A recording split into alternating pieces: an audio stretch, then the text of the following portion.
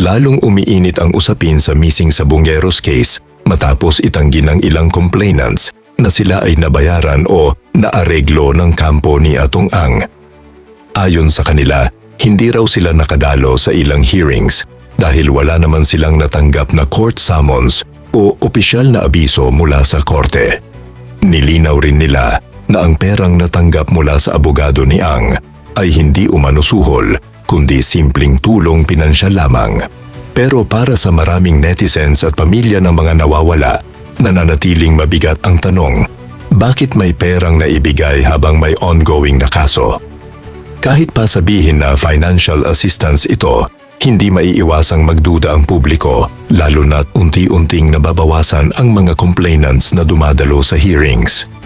May ilan ding pamilya na nagsasabing may pressure umano at pagtatangkang pahinain ang kaso laban sa negosyante.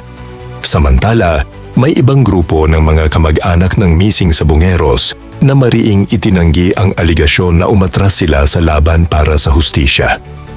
Ayon sa kanila, hindi sapat ang anumang halaga kapalit ng buhay at pagkawala ng kanilang mga mahal sa buhay. May mga panawagan na rin para sa mas malalim pang investigasyon upang malaman kung sino talaga ang nagsasabi ng totoo sa magkakaibang pahayag ng mga pamilya. Sa ngayon, nananatiling sensitibo at kontrobersyal ang kaso dahil hanggang ngayon ay marami pa ring tanong ang hindi nasasagot tungkol sa pagkawala ng 2 dosenang Sabongeros mula pa noong 2021 hanggang 2022.